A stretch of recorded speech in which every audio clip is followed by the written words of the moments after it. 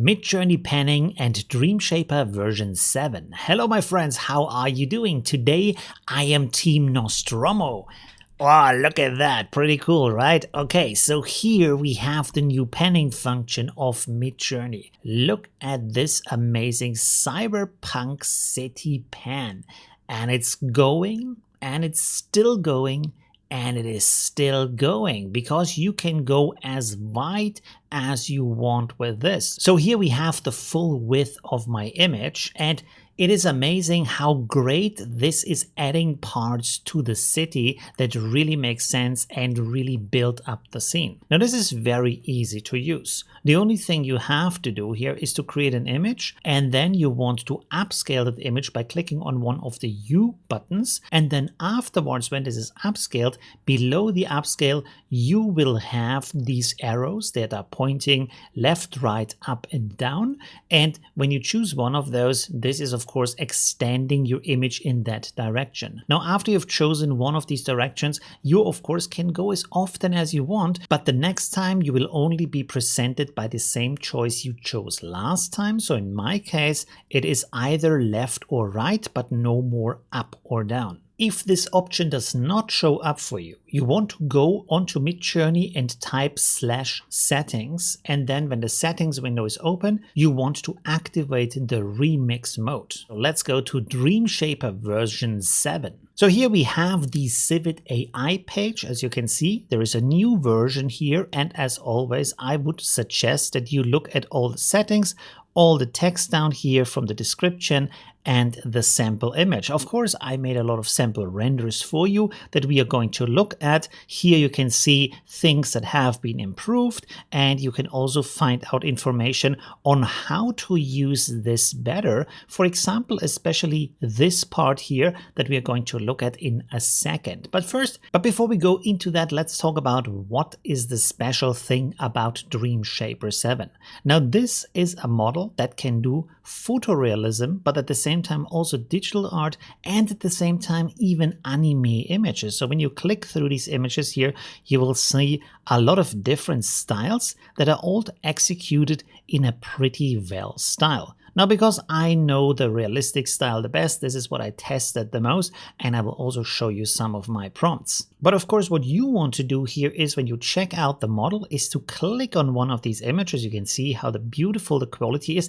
It is very good with hair. It's really very, very nice. But also here, the shining armor is also very, very good. But more importantly, on the right side, you have here the prompt that was used. You have the negative prompt. You can see here there's two negative prompt parts here that are both negative embeddings. So we have bad dream and unrealistic dream. And then below that, we have the sampler, of course, the model, the CFG scale, but also we have the clip skip. And as you can see here, this model is using clip skip 2. That is very important to know about the model, so you're actually using the right clip skip version. So let's have a look first at the negative prompt here. What are these negative embeddings? Actually, this is from the same person. So when you go back to the Civet AI page and you scroll down here, you can see this text that I've highlighted for you. You click here on Bad Dream and you get to this page. These are both negative embeddings. You can see here we have Bad Dream version 1 and we have Unrealistic Dream version 1. Both of them are specifically made for this Dreamshaper model so that you can improve the image quality. And this is a classic method to improve and get a better output from a model that still has some problems, but they can be reined in with these negative embeddings. So where does all of this stuff go? So with the model file, you want to download this into your automatic 1111 folder, in there into the models folder, and in there into the stable diffusion folder. For the negative embeddings, on the other hand, what you want to do here is to download this into your automatic 1111 folder, but then not into the models folder, but instead into the embeddings folder. After all of this is done, you want to start up your automatic 1111. You want to choose the model up here, and then for the negative embeddings, you have on the right side here this pink button. You want to click on that, and when you go to your textual inversion tab, you can see that here you have your bad dream negative embedding and the unrealistic dream negative embedding. The only thing you need to do to add this to your negative prompt is to click inside of the negative prompt field and then click on the negative embedding you want to use so that it is added to your negative prompt. It's very easy to do. Now the next big question I get asked a lot is, where do you get the clip skip choice up here and maybe also the SDVAE quick chooser here? So for that we're going to click on settings. Then on the left side you want to find the user interface, and when you have found that, you want to scroll down to the quick setting list. In here you can see I have multiple choices already set for me. So what you need here is SDVAE and also clip stop at last layers. Now you don't have to type the full thing, because when you click inside of that field you get a long list and you can simply choose it from that list. When you've chosen both of them, you want to save your settings and then reload the UI. So let's have a look at some examples that I prepared for you with the prompt and the negative prompt. So here this is the same example as we have seen on the page for the model, and again it is very beautiful. It has a very nice quality. Of course this is upscaled 2 times in image to image to give a better quality. This is not the 512 by 768 resolution. This is the 1024 by 1536 resolution, as are all of the other images. As suggested by the page, I'm using in the negative prompt both bad dream and unrealistic dream with a weight of 1.3, and then I'm using the exact same prompt as on the website. I think the only thing that I added here is highly detailed skin with a weight of 1.2 to give more detail to the face over here. Now here we have a close-up of the face. Looks really beautiful. One thing this model is very good with photorealistic images is the hair, where it just looks very nice. You see every single hair strand.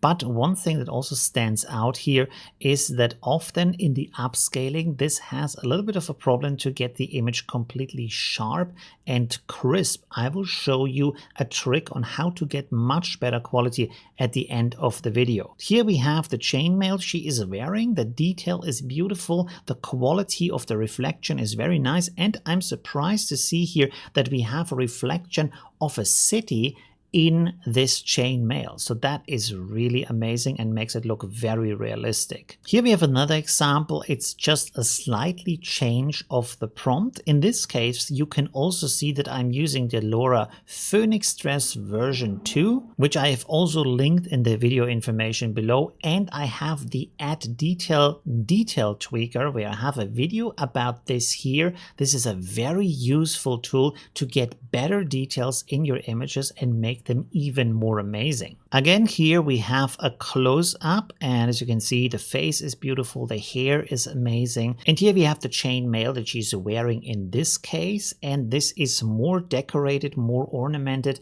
because of the Phoenix Stress LoRa, and I really like that kind of dreamy fantasy style. Here we have another example. This one I have created with the one-button prompt extension. Check out my video here. This extension is really beautiful. I'm using it a lot since I've installed it because this suggests such amazing prompts, and actually most of the images I've created for this example are done by the one-button prompt. Here we have another close-up. Now the quality of the face is beautiful, but again it isn't completely crisp and sharp, and the same goes for the clothing, where it looks very good when you have a smaller view of the image, but if you go in and do a little bit of pixel peeking, you see that it's kind of blurry, and it looks like just a bigger version of the low resolution image. So let's talk about how to improve this. And here I have another of the one-button prompt prompts. This is a very beautiful image, and in this case I have not touched the prompt at all. Now when we look at the close-up, you can see that the details are pretty much pixelated. The face is pretty nice. This is because of the face restore. But now I changed the prompt, and what I would advise you with this model to do is to write at least full sharp with double round brackets around it, so it has a high impact on your image, and then maybe also highly detailed. And to make it even stronger, in this case, I even used the LoRa Add Detail, which is the detail tweaker LoRa that I talked about before. So when we now look at the image, you can see that we have a lot more detail in the dress. Everything is a lot sharper and just looks more beautiful. And here's a direct comparison where you can see how much this has actually added to the quality of the image. So for this model, it's actually very effective to play around with different terms of adding more details and adding higher resolution to the output of the image. Of course, it's also important to notice that I zoom into the image here pretty hard. You wouldn't usually have the image zoomed in that far. This is why you see the pixels so strongly. But when we zoom out to the size, you would usually see that, or even smaller, you can see that the quality is just, it's just very crisp, very nice. I like the shine of the silk dress. Everything about that is really amazing. So here we have some additional images from different artistic styles that are created with this model. And as you can see, all of them are pretty amazing and really awesome to look at. Let me know in the comments which model I should make a video about next. Thanks for watching and see you soon. Bye! Oh, you're still here. So this is the end screen. There's other stuff you can watch like this or that. It's really cool. And yeah, I hope I see you soon. Leave a like if you haven't yet. And well, yeah,